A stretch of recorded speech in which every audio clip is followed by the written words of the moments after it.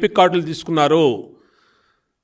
జిల్లాల్లో మిగతా నియోజకవర్గాలన్నింటి నుంచి కూడా తిరుపతికి తరలించి జనాల్ని ఓట్లు వేయించారు. అవన్నీ మా దగ్గర క్లిప్పింగ్స్ ఉన్నాయి, మీడియా దగ్గర ఉన్నాయి, పేపర్లో వచ్చినాయి, అన్నీ ఉన్నాయి. కాబట్టి పెద్దిరెడ్డి మీద, చెవిరెడ్డి మీద, కరుణాకర్ రెడ్డి మీద క్రిమినల్ కేసులు పెట్టాలి. వీళ్ళని తరోగా ఎంక్వైరీ చేయాలి. ఈ ప్రభుత్వం గెలవటం కోసం ఎంత నీచానికైనా ఒడుకొట్టే ప్రభుత్వం వైసీపీ ప్రభుత్వం. ఎంత నీచానికైనా దిగజారేది వైసీపీ పార్టీ. ఇవాళ జగన్ రెడ్డిని నమ్ముకుంటే జైలుకి వెళ్తారు అధికారులు, తిరుగులేదు దీనికి.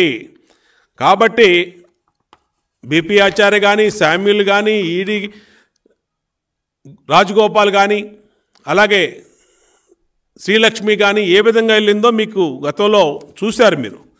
కాబట్టి ఈరోజు రాష్ట్రంలో అనేక నియోజకవర్గాల్లో ఉరవకొండలో ఓటర్ల అక్రమాల మీద, దొంగ ఓట్ల అక్రమాలని బయట పెట్టాం.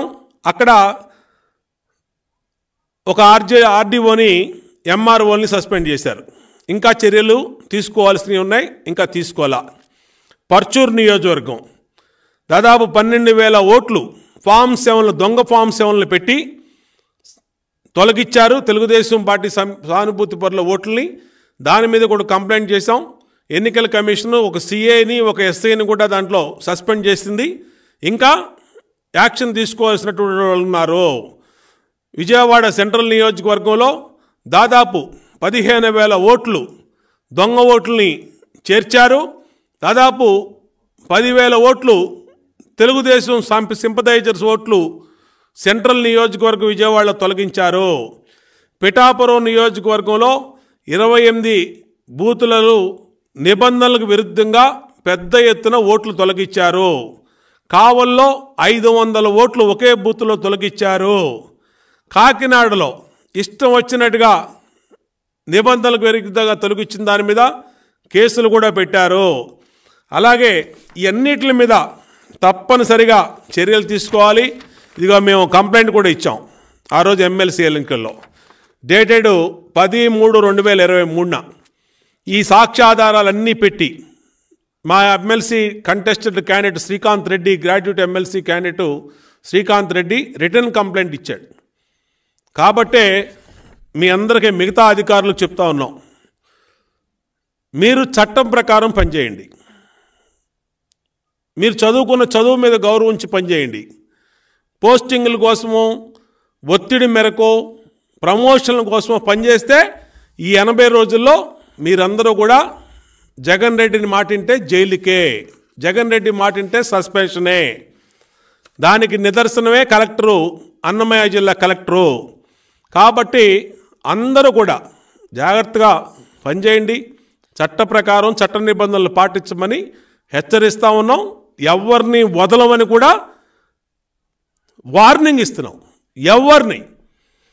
ఎవడైతే ఎస్పీలుగా ఉండి, కలెక్టర్లుగా ఉండి, డిఎస్పీలుగా ఉండి, సిఐలుగా ఉండి, ఆర్డీఓలుగా ఉండి ఇష్టారీతిని చేశారో వీళ్ళందరి పేర్లు మా దగ్గర ఉన్నాయి. వీళ్ళందరి రికార్డు మా దగ్గర ఉంది. ఇప్పటికే ఎలక్షన్ కమిషన్కి ఇచ్చాం, మళ్ళా ఇస్తున్నాం ఇవాళ. కాబట్టి మిమ్మల్ని ఎవరిని వదిలే ప్రసక్తి ఉండదని కూడా హెచ్చరిస్తాం.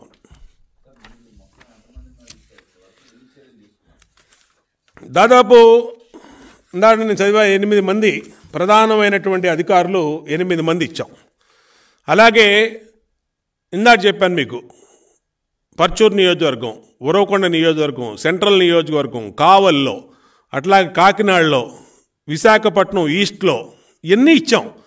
ఏదంటే ఎక్కడెక్కడైతే తప్పులు జరిగినాయో దాన్ని ఎవిడెన్సెస్ పెట్టుకొని, మేము ఊరినే పొలిటికల్గా మాట్లాడుతున్నా, ఎవిడెన్సెస్తో ఎందుకు తొలగించారు ఫామ్ 7ని, ఎవరు పెట్టారు ఈ ఫామ్ 7ని, తెలుగుదేశం పార్టీ సింపథైజర్లకు ఎందుకు పెట్టారు, ఎవరిని అడిగి పెట్టారు.